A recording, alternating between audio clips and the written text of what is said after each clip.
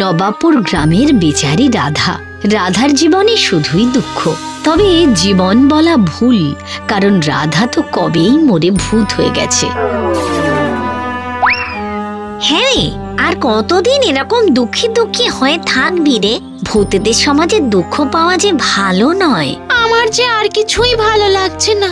বেঁচে থাকাকালীন কোটিপতি হতে চেয়েছিলাম, এখন যতদিন না কোটিপতি হচ্ছে আমার যে মুক্তি নেই। আরে তুই তো চাইলেই এই গাছের প্রতিটা পাতা টাকা হয়ে যাবে, তোর কিসের চিন্তা? না গো, আমায় সেই ক্ষমতা দেয়নি গো।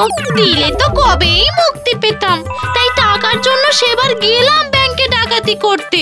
সে কি কাণ্ড!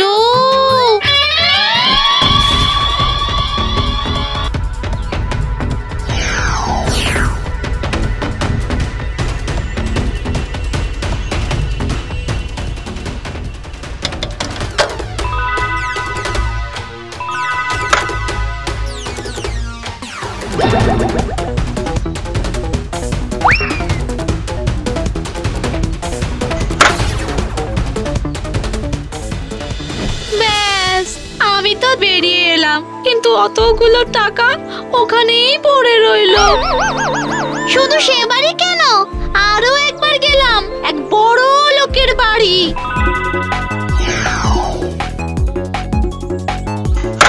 ওম ছট দুম ফট কুত কুত কুত, ঘরেতে ঢুকেছে এক কুটকুটে ভূত। ওম ছট দুম ফট কুত কুত কুত, ঘরেতে ঢুকেছে এক কুটকুটে ভূত। সে কি রে, ভূত বুঝে যাওয়ার যন্ত্রও মানুষ ঘরে লাগাচ্ছে আজকাল। বুঝলুম সব, তবে এই পুটুলিতেই কি সেই টাকা রয়েছে? হ্যাঁ, জমাচ্ছি অল্প অল্প করে। কবে যে আটের ঘরে সংখ্যা পৌঁছবে কে জানে। ঠিক পৌঁছে যাবে, এরকম দুঃখ করতে নেই রে। আর হ্যাঁ, ওদিকে তোর কানাই কিন্তু দিঘিতে স্নান করতে নেমেছে।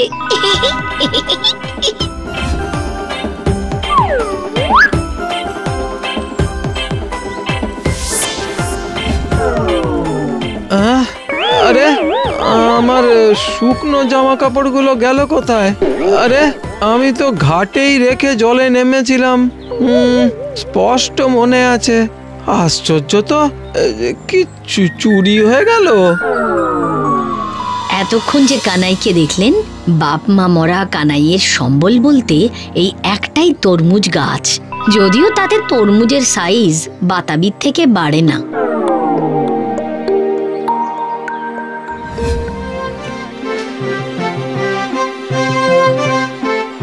এই যে বাবু, ভালো তরমুজ আছে বাবু, খুব মিষ্টি খেতে।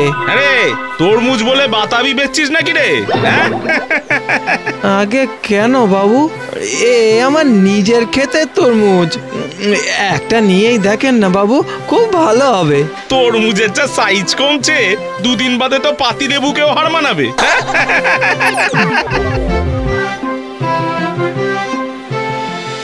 না, আজও কিছুই বিক্রি হলো না।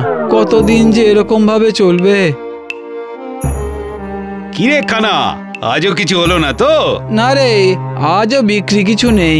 কি যে হবে, এরপর তো মনে হচ্ছে না খেয়েই মরতে হবে। তা তোরা দুজন চললি কোথায়? এই একটু বউকে নিয়ে বেরোলাম, ওর কিছু কেনাকাটা আছে। বউয়ের কেনাতে আমি না থাকলে না একেবারে কাটাই পড়ে যাবো। বুঝলি না? আরে তুই এবার বিয়েটা করে নে, হারে হারে বুঝে যাবি বউয়ের কেনাকাটা কোন মহাযুদ্ধ। আসি রে। বিয়ে নিজেরই পেট চালাবো কি করে ভাবছি, কিন্তু একা একা তো আর ভালো লাগে না কিছু। না, আজ আর ঘরে শোবো না, যা গরম। একটু আমার এই তরমুজ গাছটার তলাতে গিয়ে জিরোই। হ্যাঁ রে, তোদের যে এত যত্ন করি, সার দিই, তাতেও যে তোরা কেন বাড়ছিস না কে জানে। বাবা যে কেন খালি এই গাছটাই রেখে গেল। কতবার তোকে বলেছি না যে আমার গাছে এসে বসবি না? হ্যাঁ, ভূত বলে কি ভেবেছিস ছেড়ে দেব? জানি না ভেবেছিস আমার শুকনো জামা কাপড়গুলো কে চুরি করে নিয়ে যায়, আমার দুঃখে কে গাছের আড়াল থেকে হাসে, আমি জানি না ভেবেছিস? আমি তো আমি কিচ্ছু শুনতে চাই না। যাবি নাকি চুলবুলটাকে মানে সেই তান্ত্রিকটাকে ডাকবো? যা বলছি।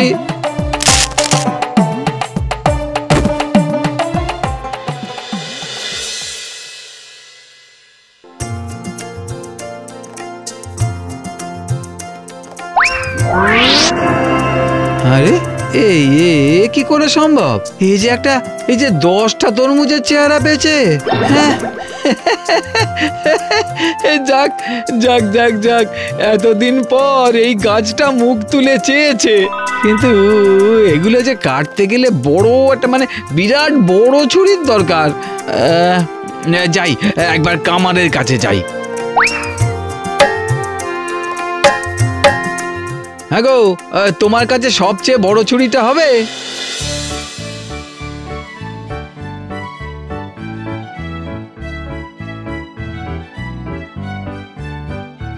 আরে না না না, এর থেকেও আরো অন্তত 10 গুণ বড় হতে হবে।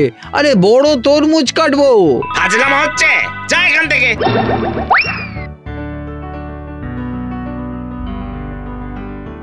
কি মুশকিল, ছোট হয়ে এতদিন বিক্রি না হওয়ার বিপদ ছিল, এখন বড় হয়ে গিয়ে কাটার বিপদ।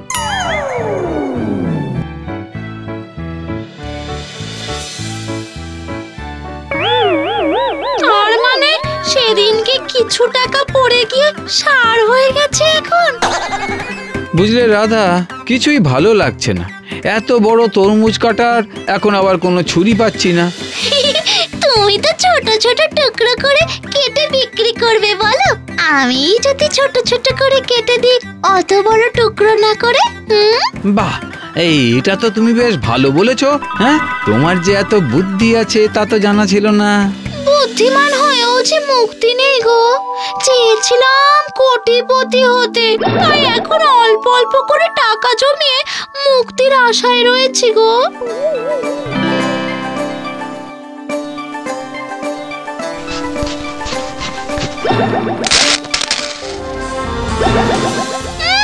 ওই টাকাগুলো আমার। বারে, আমার তরমুজ গাছ, আমার গাছেরই তরমুজ, আর তার মধ্যের টাকা তোমার? এ কি আবদার গো? হ্যাঁ, ও মা, আবদার কেন হবে গো?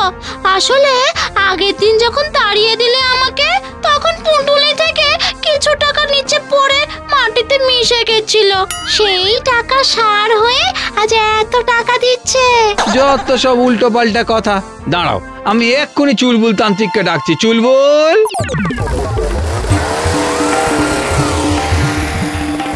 দেখো না কানাই, দয়া করে দেখো না, দেখো না। হে রাধা, তুমি তো পড়েছো আমার ফাঁদে বাধা। এবার কেটে পড়ো দেখি টুকি। ভেবো না, তোমার জন্য এই রাধা সব সময় আছে। কানাই, ওসব সেন্টু কথায় হয়েও না তুমি ফুল। নামটা মনে রাখবে, তান্ত্রিক দা চুলবুল।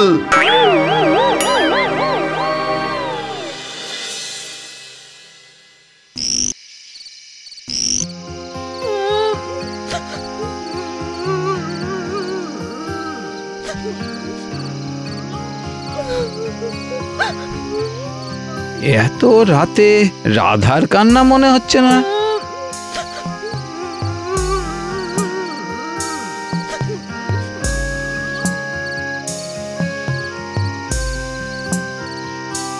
কানাই, তুমি আমাকে বুঝলে না।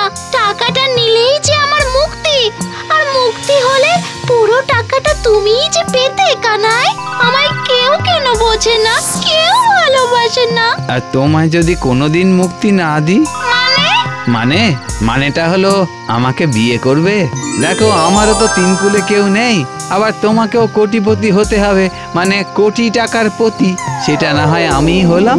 হ্যাঁ, তারপর দুজনে মিলে তরমুজ চাষ করব আর সংসার করব। তাই এই কথাটা বলার জন্য এতদিন সময় নিলে? বাবা গো, তোমরা মানুষ মানুষটা না সত্যি সেই কবে থেকে তোমায় আমার ভালো লাগে, কিন্তু ভূত হয়তো মানুষকে আমি বিয়ের কথা বলতে পারি না বলো, তাই এরকম কোটিপতি হবার ড্রামা। শেষে না অজান্তেই যে তরমুজ গাছে আমার টাকা পড়বে আর টাকা থেকে তরমুজ হবে তা না আমি ভাবিনি জানো। আসলে কিছু গল্পে লজিক থাকে না গো, থাকে শুধু ম্যাজিক। সেই রাত থেকে রাধা আর কানাই একসাথে মুক্তি নয় বন্ধনে আবদ্ধ হয়। কিন্তু একটা প্রশ্ন রয়েই যায়, কানাই আর রাধার সন্তান কি মানুষ হবে নাকি ভূত?